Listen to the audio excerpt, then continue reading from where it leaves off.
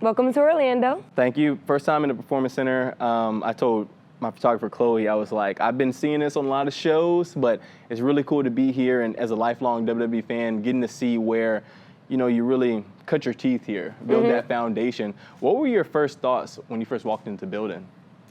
Definitely, I didn't know what to expect because, one, I didn't know I was ever going to become a WWE wrestler. So when I came in, I believe I was just like, oh my gosh, this is so cool. Like, I remember, because in college, you're like a big fish in a small pond. But here, you're a small fish in a big pond. So I just felt like I was just like, whoa, like just taken aback by everything.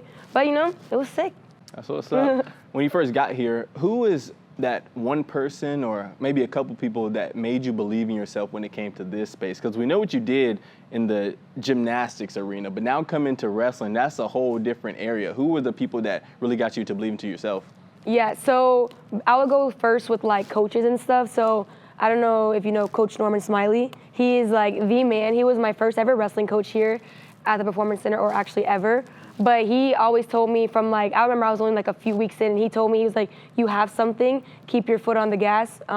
Like he just told me, he's like, you're so athletic, but you're so charismatic. And he told me like, oh, you're gonna make it. And I was only like a few weeks in, so that has stuck with me for like the longest time, even still today. But then I would say for like talent, my fiance, Carmelo Hayes. Shout out. Shout out. Woo. But yeah, he always believed in me too. We started dating a few months in, but yeah, I would say those two for sure. And of course, Shawn Michaels, because he books me on his show. So that definitely means that he believes in me a little bit. Shout out HBK. Yes. For, as an athlete, you have to believe in yourself, but you have to have those people surrounding you and working to a moment, a goal. When was that moment for you where you said, dang, like those words that they were saying are ringing true? Like I feel like I belong here now. Yeah. I would say there's been like a few moments in my career. I would say one when I won the North American Championship, being the inaugural champion. But even when I won that, I felt like I was trying so hard to prove myself, like why I'm a champion, because I got it very early on in my career. So I felt like I was setting the bar for that title, but I also had a lot to prove. But I feel like what really like made that moment like solidified was honestly when I won the TNA Knockouts Championship. I feel like I just was like a different version of Kelani Jordan. I felt like I was like super confident, and I was like, before where I was like, oh yeah, I'm so happy to get a title. Now I was like, you know what? I earned this title. So that was like I would say the best moment. Yeah, when you won that, not even the knockouts, but that's a little bug in here. Get out. My goodness, get out of here.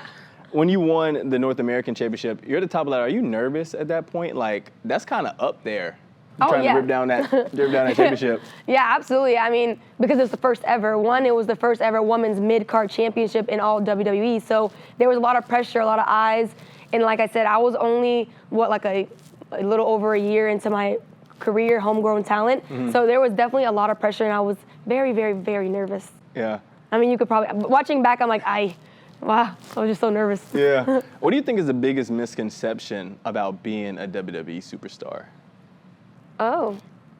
Well, I feel like one, people are always like, oh, it's not real, but it's very much so real. Like, obviously, yes, it's scripted entertainment, but it's real. The bruises are real, the hard work that goes into it, like everything that you would think it goes into being an athlete, it's real. So I feel like the biggest misconception is people are like, some people who may not know professional wrestling are like, oh, it's not real. I'm like, yes, it is.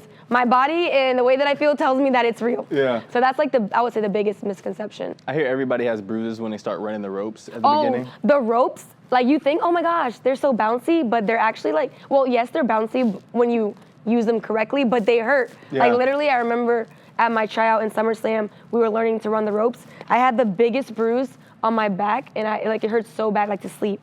Even like learning to bump. So painful. I heard when they reached out, you thought it was a fake message, and that's not uncommon. Yeah. How did you decide, okay, I'm going to follow up and actually go out to Nashville and do the tryout? Yeah, it's crazy because I was in my 5th year, and I was going to go into journalism. I wasn't sure, like, what I actually, like, wanted to do fully. So I was like, let me just go. I actually took a job offer at Kansas to do, like, media for their basketball team. But then I was like, that got the message. I remember I called my mom. I was like, I got this message. It has a blue check, but I don't know. People buy blue checks these days. I'm like, I don't know if it's real. It was from a WWE recruit page. So my mom was like, no, I've been seeing articles about their recruiting athletes. Like, they're doing tryouts, like mass tryouts. She's like, you should do it. And then she's like, just send me your location. Like, just do it. Like, you're fine. So I was like, well, thanks, Mom. And then basically, but I'm thankful for her because I went out there, and obviously, the rest is history. But I definitely did not think it was real. Yeah. I'm like, why? I think in the moment, I was like, why would they want me? I don't, you know? Like, how do they find me? Like, why would they want me? I didn't have, like, 100K on Instagram. So that's why I was like, you know, I'm like, wow. Yeah, I saw there was a lot of people. We sat down with Adriana Rizzo, who's been on the show. She was at that tryout as well. I think it's very odd that Dwight Howard was at that tryout. Yeah, that was random. I don't know why he was there, but it was cool. I wonder, did he have any steps after that, or that was it for him? That was it for him. He was there like every day of the tryout. So, but he did a promo too. Yeah, so it was show enough or something Yeah, crazy like that. I don't know. I guess he just loves wrestling. Whoa. Who knew I would make it this far? They hated, they never believed me. Yeah, I would never drop the ball. I know I make it look easy. Yeah.